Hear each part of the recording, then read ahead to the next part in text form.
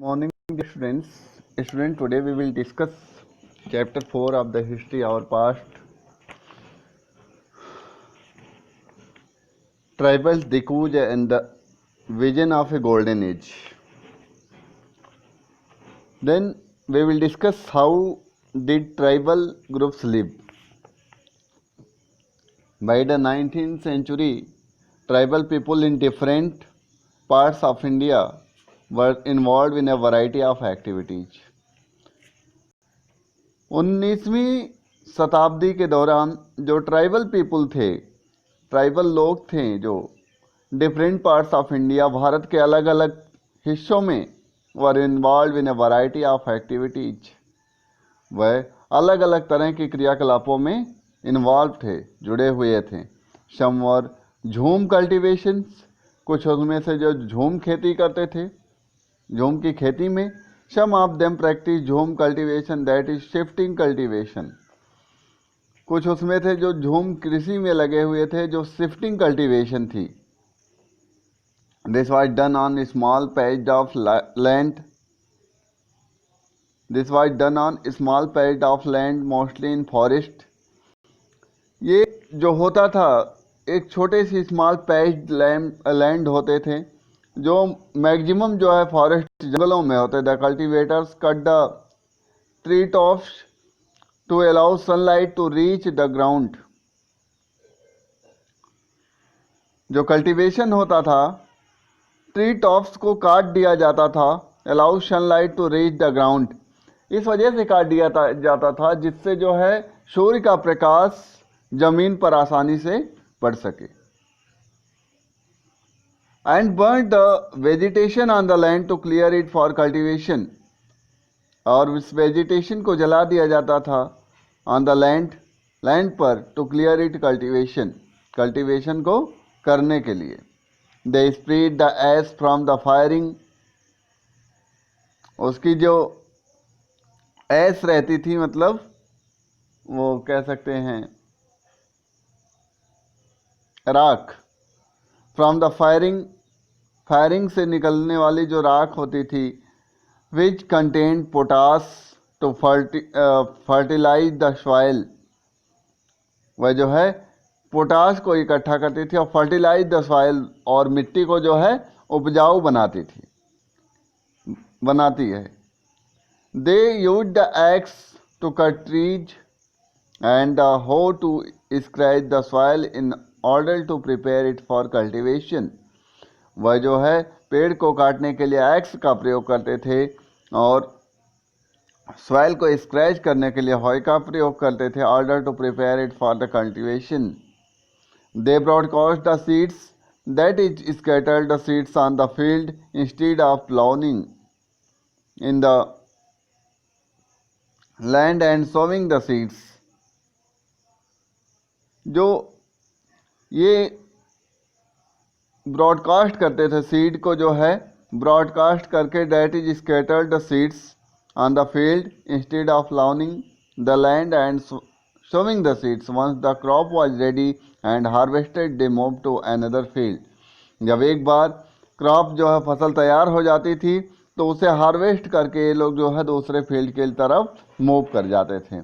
A field that had been cultivated once was left fallow for several years.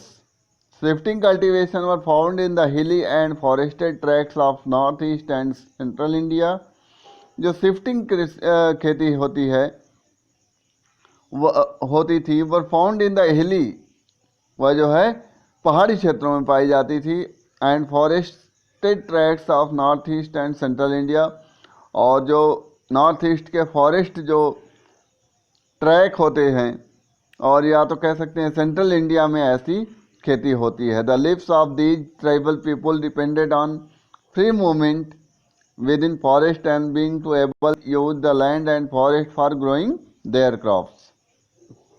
ये जो tribal people होते थे वह फ्री जो है मूवमेंट इनका रहता था विद इन फॉरेस्ट के बीच में, on being able to use the land and forest. और लैंड और फॉरेस्ट के बीच में जो ग्रोइंग होती थी क्रॉप्स को, फसलों को जो उगाया जाता है, that is the only way they could practice shifting cultivation. Some were hunters and gatherers. पहला तो ऐसा था कि जो झूम कल्टीवेशन करते थे. दूसरा क्या है students? Some were hunters and gatherers. कुछ शिकारी थे, कुछ जो है गैदरर्स थे. यहाँ कुछ डिफिकल्ट वर्ड मीनिंग दी हुई है. Follow a field left cultivated for while so that the soil recovers fertility. Means ऐसी फील्ड को छोड़ देना जो अनकल्टिवेटेड हो गई हो फॉर ए वाइल, तब तक के लिए, that the soil recovers fertility, जब तक वह मिट्टी पूरी तरह से फर्टिलिटी नहीं हो जाती, उपजाऊपना उसमें नहीं आ जाता, तब तक के लिए छोड़ देना. उसी को फैलो कहते हैं. साल ए ट्री, साल नाम का एक वृक्ष होता है. Mahua a flower that is eaten और यूज्ड टू मेक अल्कोहल.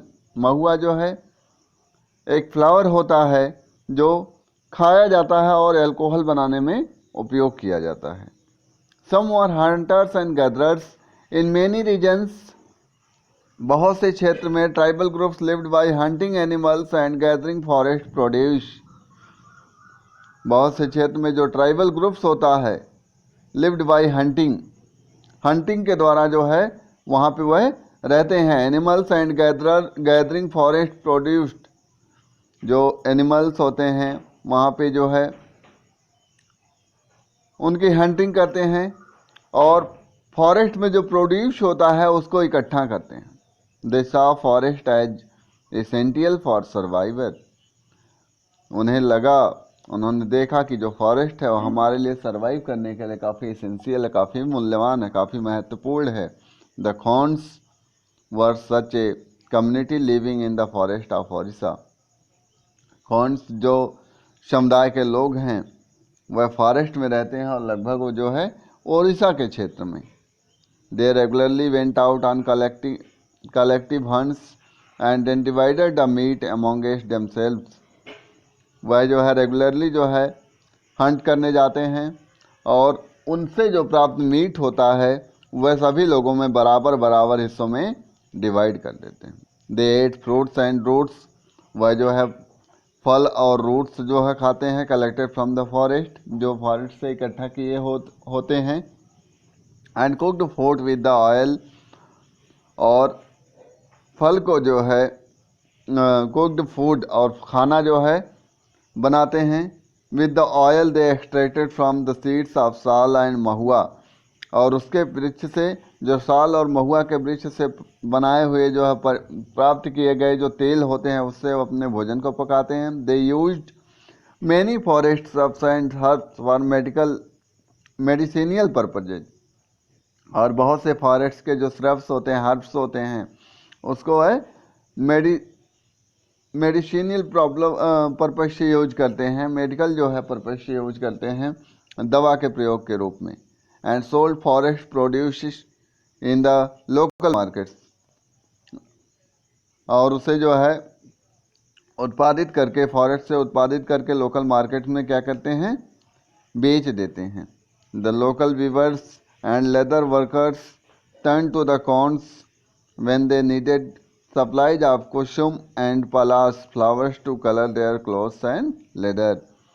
और जो कॉर्न्स लोग होते हैं,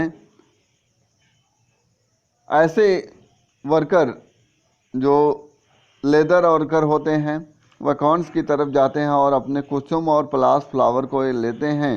किसके लिए? क्लॉथ्स और लेदर को जो है कलर करने के लिए.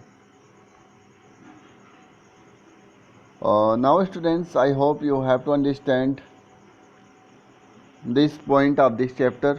If you have any doubt, then you can ask me. Okay, see you again. Have a nice day. And today our offline work is write how did tribal groups live.